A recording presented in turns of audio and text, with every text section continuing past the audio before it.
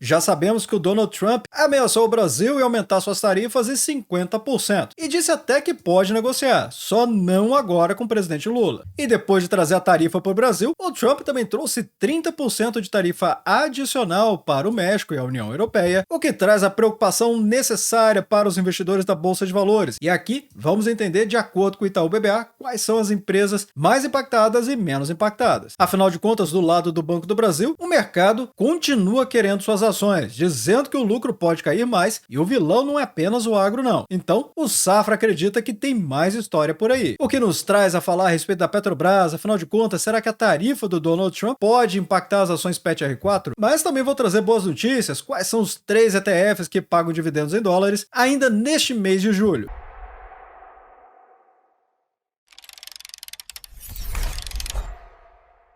Olá, amigos do Ativo Virtual, aqui é o Alex. Então vamos começar pela matéria que tem grande impacto aqui para os investidores da Bolsa de Valores, pelo menos os pontos de maior preocupação, que são as 4 empresas que podem ser mais impactadas pelas tarifas adicionais 50% do Donald Trump, o que foi classificado como o conflito de tarifas e que ganhou contornos mais nítidos recentemente. Enquanto o mercado especulava, o Itaú BBA foi lá e colocou o nome aos bois, ou seja, apontando aqui no relatório mais recente da empresa as 4 companhias da Bolsa de Valores que mais podem sofrer com as tarifas de 50% impostas pelo presidente dos Estados Unidos. E é claro que essa análise acaba jogando um balde de água fria em quem achava que o impacto seria generalizado e difuso. O recado é claro: o risco tem endereço. E é justamente nesse sentido que vamos entender o último relatório do Itaú BBA, que não deixou espaço para dúvidas. Então, a visão é do Itaú BBA. E ele listou as companhias mais expostas. Então, para o acionista, é hora de ligar o sinal de alerta e entender o tamanho do problema para cada uma delas. A primeira já começa com a Embraer, empresa que está decolando na Bolsa de Valores, valorizando 85,38%, na verdade passou disso vastamente, passou dos 100% nos últimos 12 meses, mas recentemente, por conta do tarifaço do Donald Trump, vejam só o tamanho desta correção. E se você está olhando para esse gráfico aqui e preocupado com ele, pensando que pode acontecer a mesma coisa agora, bem, é claro que nada é certo no mercado de renda variável, mas esse aqui foi o que aconteceu no mês de abril, ou seja, no primeiro anúncio do Donald Trump das tarifas globais. Ainda assim, ela superou a marca histórica, ou seja, o histórico das cotações da bolsa. Nos últimos 10 anos, realmente este aqui foi o maior pico histórico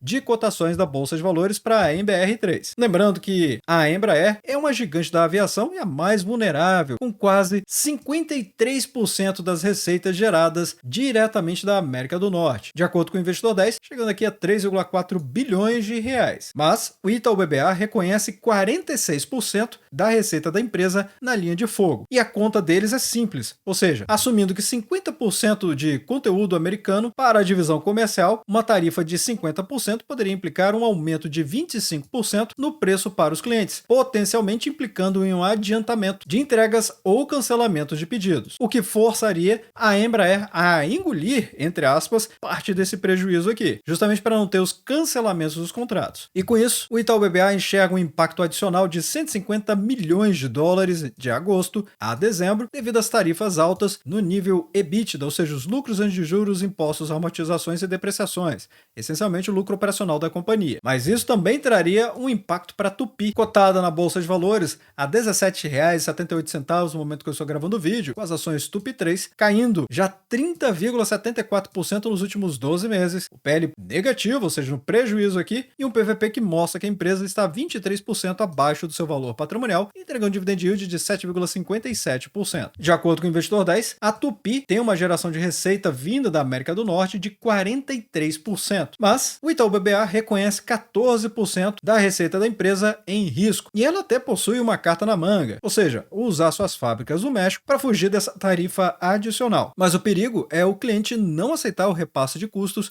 e simplesmente comprar menos. E caso você não conheça a Tupi, ela é uma empresa brasileira que atua no setor de material de transporte, entre os principais produtos incluindo blocos e cabeçotes de motores, que representam mais de 60% das suas vendas, além de componentes diversos em ferro fundido. Depois vamos ter a Mali Metal Leve, com Leve 3, empresa essa que acabou ficando muito famosa no mercado da Bolsa de Valores porque muita gente começou a falar dela. Atualmente cotada aos R$ 29,40, caindo na Bolsa de Valores 7% nos últimos 12 12 meses, mas o PL da empresa é muito bom, 7,92, e um PVP que mostra que ela está 346% acima do valor patrimonial, com um dividend yield de 8,95%. Sendo essa uma empresa do subsetor de automóveis e motocicletas, ou seja, a atuação dela envolve produção de pistões, anéis de segmento, bronzinas, filtros e outros componentes, atendendo à indústria automotiva, além da indústria agrícola e outros ramos industriais. Ou seja, essa fabricante de autopeças tem 10% da receita exposta e está em uma sinuca de bico. Diferente da Tupy, ela não possui um plano B, ou seja, ela não tem como utilizar outras fábricas para suprir esse problema das tarifas, porque as outras fábricas estão na Argentina e elas não produzem os mesmos componentes exportados para os Estados Unidos. E a quarta empresa que temos aqui é a WEG. E com as ações WEG3, nessa cotação dos R$ 39,83, desvaloriza 12,80% nos últimos 12 meses. E como uma empresa que investe muito nela mesma, ou seja, a empresa que tem um forte plano de investimento futuro e expansão, o mercado precifica acima, ou seja, 26,45 aqui no PL é um múltiplo estratosférico, mas é normal para empresas do patamar da WEG, como ela opera também. PVP mostra que ela está 678% acima do seu valor patrimonial e ela não prioriza pagamento de dividendos justamente pela razão que eu acabei de mostrar. Aqui com 2%. E ela sim é uma referência em máquinas e equipamentos. O portfólio da WEG inclui motores elétricos, transformadores, geradores, inversores, soluções para automação industrial e residencial, sistema de comando e proteção, além de produtos para geração de energia renovável, como turbinas eólicas e painéis solares. Aliás, o portfólio da WEG vai muito além disso aqui. E no caso dela, de acordo com o Itaú BBA, 7% da receita estaria expostos a essa tarifa. Mas no Investidor 10, a geração de receita mostra 29% vinda da América do Norte, com 2,89 bilhões de reais. Porém, claro, a operação da empresa, ela não necessariamente vai ser completamente exposta a essa nova tarifação por conta de toda a receita que está aqui como América do Norte. E é por isso que o Itaú BBA aponta 7%. E de acordo com o Itaú BBA, o impacto é menor e assim como a Tupy, ela pode usar suas fábricas no México como uma válvula de escape para mitigar esses danos causados por conta da tarifa adicional de 50%. Então, como eu expliquei, realmente ela tem outras ações que ela pode tomar aqui e o máximo de impacto seria 7%. Então, esse relatório de Itaú BBA acaba funcionando como um guia de risco para o investidor e ele separa o joio do trigo, ou seja, mostrando que, apesar da tensão, o impacto não é igual para todos. A análise é um alerta direto para os acionistas das 4 empresas citadas, que podem ver o lucro e a eficiência das suas companhias acabarem caindo. Por outro lado, o relatório também aponta quem está mais protegido. Nesse caso, temos aqui as empresas Marco Polo, com Pomo 4, a Maxion Small Cap, que acabou ficando muito famosa, com MYPK3, e a Rumo, com Rail 3, devendo passar praticamente ilesas por esse novo tarifaço. E aí, qual a sua preocupação? Deixa nos comentários abaixo quais são as empresas que você tem preocupação, porque assim, dependendo do número de pedidos, eu posso avaliar de trazer um novo vídeo para falar a respeito dessas empresas que vocês trouxerem nos comentários, ou até mesmo avaliar diretamente pelo DRE e pela geração de receitas quais seriam as empresas mais impactadas. Mas o fato que vamos falar do Banco do Brasil novamente. Parece até matéria repetida, pessoal, mas não é. Agora é a vez do Safra falar do Banco do Brasil, dizendo que o lucro pode sofrer ainda mais e o vilão não é apenas o agronegócio, como vem sendo noticiado em diversas matérias. Mas vamos apenas recapitular algo importante. O Banco do Brasil ele divulgou os seus resultados do primeiro trimestre e os números não agradaram o mercado, isso é um fato. O lucro caiu 20% e a culpa foi jogada, em grande parte, pelo menos, no agronegócio. E como muitos produtores rurais entrando em recuperação judicial, a inadimplência, que é o já conhecido calote, ou seja, quem não vai pagar mesmo, disparou na carteira de crédito rural do Banco do Brasil. Até aí, nenhuma grande novidade. O mercado já estava precificando esse risco e já estamos vendo também nas cotações do banco que vem caindo muito forte desde a apresentação. E é aqui que a notícia ganha um novo capítulo. De acordo com os analistas do Banco Safra, eles estão alertando que enquanto todos estão olhando para o campo, ou seja, para o setor rural, um problema silencioso acaba crescendo, que é do lado da cidade, ou seja, os empréstimos corporativos, ou seja,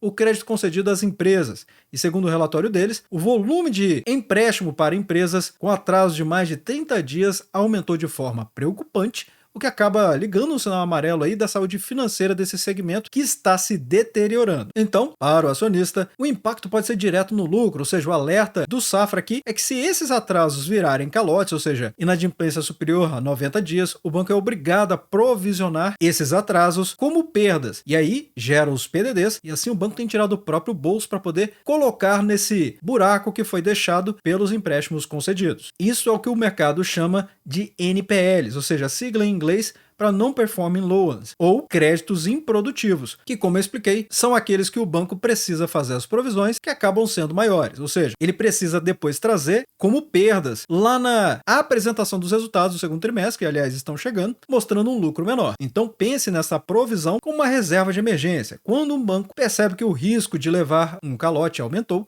ele é forçado pelo Banco Central a guardar em dinheiro para cobrir essa perda. E esse dinheiro sai diretamente do lucro. Lucro esse que é dos acionistas que ficam aguardando pelo payout entre 40% e 45%. Então, a projeção do Safra acaba sendo muito pessimista a respeito do Banco do Brasil, provisionando cerca de 2 bilhões de reais só por conta da carteira de empresas. E com isso, o lucro do segundo trimestre poderia despencar para 4,6 bilhões, uma queda de 50% em relação ao ano anterior e bem abaixo do que outros analistas já esperavam. E eu trouxe, inclusive, em outros vídeos aqui do Ativo Virtual. Então, muita atenção para isso aqui. Vamos acompanhar de perto. Se vocês tiverem dúvidas, deixem nos comentários abaixo que eu posso trazer um vídeo dedicado a falar do Banco do Brasil para a gente entender quanto que isso aqui pode realmente ser uma verdade, ou seja, impactar tanto assim 70% da inadimplência nesse segmento, que é o crédito empresarial. Então, realmente o principal risco aqui é uma surpresa negativa. O mercado pode estar especulando o tamanho do problema no crédito corporativo. Enquanto a atenção estava voltada para o agronegócio, o risco empresarial acabou crescendo e se as projeções do Safra se confirmarem nos resultados oficiais, que saem no dia 13 de agosto, as ações do Banco do Brasil podem sim sofrer um grande baque. Afinal, os investidores terão que reajustar suas expectativas para um lucro bem menor do que o imaginado. E quando eu falo os investidores,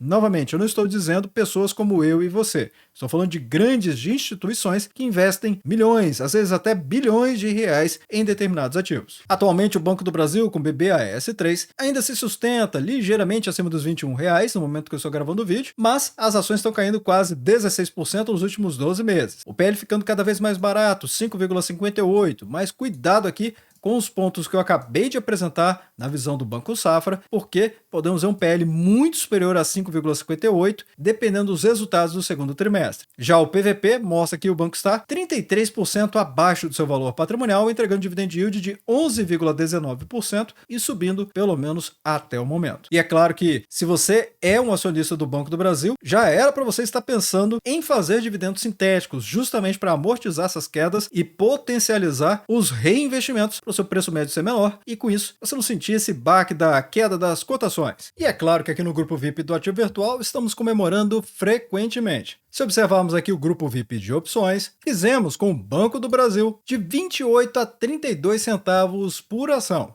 E isso é possível fazer todos os meses dependendo da sua dedicação e dos conhecimentos certos. E estamos criando oportunidade até mesmo dentro do grupo de opções para quem acredita, por exemplo, no Banco do Brasil para o longo prazo e trazendo aqui soluções para o ano de 2027, garantindo preços de R$ 12,67 por ação. Mas é claro, para você conhecer essa técnica aqui, vai ter que entrar no Grupo VIP. Já no Grupo VIP de ações, temos vários ativos valorizando em poucos meses a rentabilidade que muitos não têm no ano. Como, por exemplo, para as ações da Petro Recôncavo, já estão valorizando 15,5%. Além de trazer análises de empresas que muita gente deixa passar ou às vezes nem fica sabendo que ela existe. Além de projeções, preço teto e muito mais. Sem falar que o Grupo Premium tem chat aberto com a gente e treinamentos exclusivos. E se você quiser conhecer melhor, basta acessar lp.ativovirtual.com.br/Grupo VIP. Aqui você vai conhecer muito do que o Grupo VIP pode proporcionar, além, é claro, de mais tempo livre para você poder dedicar à sua família ou atividades que você considere mais relevantes do que ficar filtrando mais de 80 ativos na Bolsa de Valores, que é o que fazemos diariamente. E agora vamos falar da Petrobras. Afinal de contas, a canetada do Donald Trump, que impôs essas tarifas de 50% sobre os produtos brasileiros, deixou o mercado em pânico. E depois de analisarmos os impactos na VEG, na Embraer e outras empresas ainda nesse vídeo, até fora dele já fiz aqui várias outras avaliações de várias empresas. A pergunta de ouro acaba sendo: será que a Petrobras também vai ser impactada? Bem, a maior empresa do país vai ser atingida em cheio, ou essa é só mais uma marola no oceano da Petrobras? Até porque os Estados Unidos receberam 37% de todas as exportações de derivados da estatal no primeiro trimestre deste ano. Bem, e diante da ameaça, a Petrobras soltou um comunicado que, sendo bem direto, foi um primor de linguagem de empresa. Disse que está atenta e que a sua presença global permite buscar sempre a melhor alternativa. Nas palavras da própria estatal, abre aspas, segue atenta aos movimentos de mercado e mantém sua estratégia de buscar sempre a melhor alternativa para a empresa em qualquer cenário, fecha aspas. E ainda complementou, o posicionamento comercial e a atuação global da Petrobras permitem monitorar permanentemente os movimentos do mercado internacional e observar as opções mais econômicas, fecha aspas. Mas os números contam a história de verdade. O petróleo é, de fato, o produto que o Brasil mais exporta para os Estados Unidos. Só que, ao olhar os dados da Petrobras no primeiro trimestre, vemos um detalhe crucial. Apenas 4% do petróleo bruto exportado pela estatal foi para os Estados Unidos, ou seja, o grosso mesmo do petróleo vai para a China com 36% e para o resto da Ásia e Europa, mostrando claramente aqui o investidor 10 que na geração de receita a maior parte é feita dentro do próprio país, ou seja, 74% dentro do Brasil. Nos Estados Unidos, 3%, China com 5%, Europa com 5% e Ásia com 6%.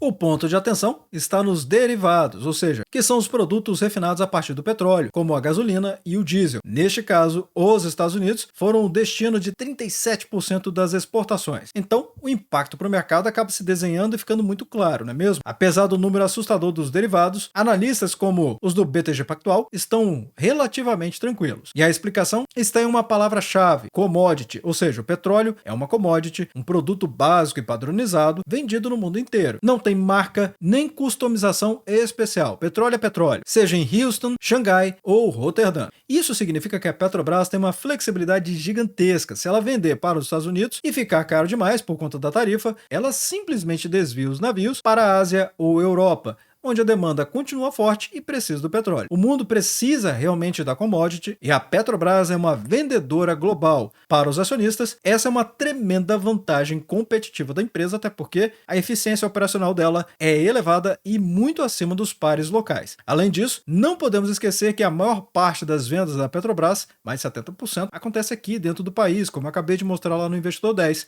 E as exportações são importantes, mas não são a única fonte de receita da companhia. Então, quais são os riscos agora? Os acionistas da Petrobras podem dormir tranquilos? Bem, precisamos considerar alguns elementos. A verdade é que o risco não está na tarifa do Donald Trump, mas na possível retaliação do Brasil. E é aí que mora o problema. O governo Lula já sinalizou que pode responder na mesma moeda, taxando os produtos americanos. E se isso acontecer, a Petrobras pode ser pega no fogo cruzado, ou seja, a empresa importa equipamentos, tecnologia e serviços especializados, e uma guerra comercial aumentaria os custos de exportação, pressionando as despesas e, consequentemente, os lucros da companhia. Atualmente, as ações da Petrobras competem R4 nessa cotação dos R$ 32,58. Notem que até subiu recentemente, mesmo depois do anúncio do aumento das tarifas. Estão aqui em estabilidade nos últimos 12 meses. Sim, parou de cair. Menos 0,44% é um sinal negativo ainda, mas abaixo de 1%. Eu digo que está em estabilidade. O PL da empresa é bom, 8,74, até descontada, se for considerar os indicadores, tanto o benchmark de 15 vezes lá nos Estados Unidos e de 10 a 12 vezes aqui no Brasil para os mais conservadores, e um PVP que mostra que ela está 6% acima do valor patrimonial, mas entregando dividend yield impressionante de 17%. E é claro que vamos falar de coisas boas, afinal, também tem ETFs pagando dividendos. E ainda aqui, nesse mês de julho, um deles, inclusive, vai pagar 11 centavos de dólar no final deste mês. Lembrando que ETFs são fundos de investimentos negociados em bolsa, como ações, que têm ganhado popularidade aqui no Brasil por oferecerem diversificação fácil e custos baixos. Ou seja, o mercado atual, com a B3, a nossa bolsa de valores, em alta volatilidade devido às tarifas internacionais e à inflação também, trazem esses fundos que acabam se destacando por distribuírem proventos como dividendos, que são parte de lucros repassados aos cotistas. E essa agenda de julho vem um momento muito importante em que os investidores buscam renda passiva para contrabalancear incertezas econômicas, como as recentes tensões comerciais com os Estados Unidos. E nesse sentido aqui, temos 5 ETFs que estão chamando a atenção neste mês, com distribuição de proventos, que estamos vendo aqui no site do Investidor 10. 3 deles vão pagar dividendos diretamente, enquanto 2 definiram apenas a Datacom, ou seja, o último dia para você ter as cotas em carteira e garantir o direito de rendimentos futuros. Começando aqui com o CCIF, um Datacom no dia 21/7 e data do pagamento no final do mês, muito rápido o pagamento em relação à Datacom, vai pagar dividendos de 11 centavos por cota. Também tem o DMA com Datacom para o dia 18 e pagamento no dia 31/7, vai pagar 8 centavos de dólar por cota. E o terceiro, temos aqui o TXEMF com Datacom no dia 27/7 e pagamento também dentro do próprio mês, 31/7, vai pagar 4 centavos de dólar por cota. E para quem ainda não investiu em nenhum ETF, observe que pode ser um momento favorável. Afinal de contas,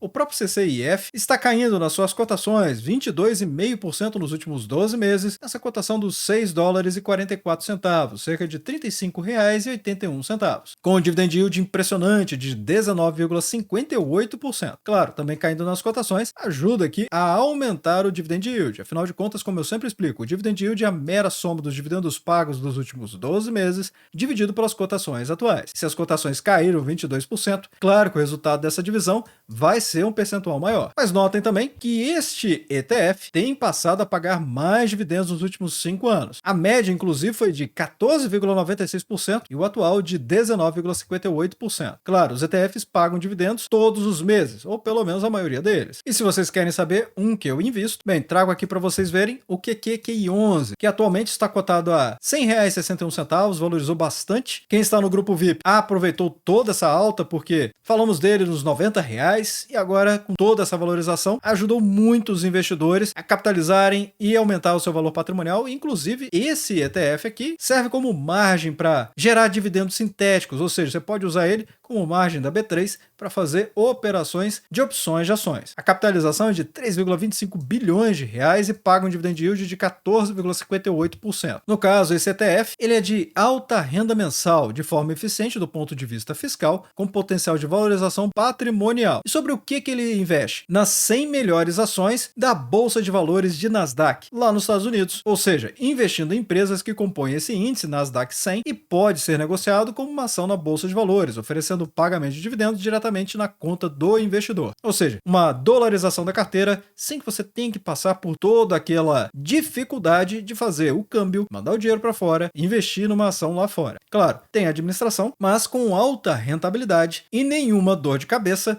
Você consegue aproveitar tanto o bom momento de mercado, se você acreditar nele, é claro, se entender que Nasdaq está valorizando e pode valorizar mais, e ainda por cima pagando um high yield, ou seja, um alto pagamento de dividendos. Mas já deixando nos comentários abaixo o que vocês acham a respeito de todas as notícias, matérias e fatos relevantes. E desde já agradeço o like e também por compartilhar os conteúdos do Ativo Virtual. Bem, obrigado pela sua companhia neste vídeo. Eu sou o Alex e este é o canal Ativo Virtual. Aproveito o momento para agradecer os membros do canal que ajudam a levar essas análises para toda a nossa comunidade.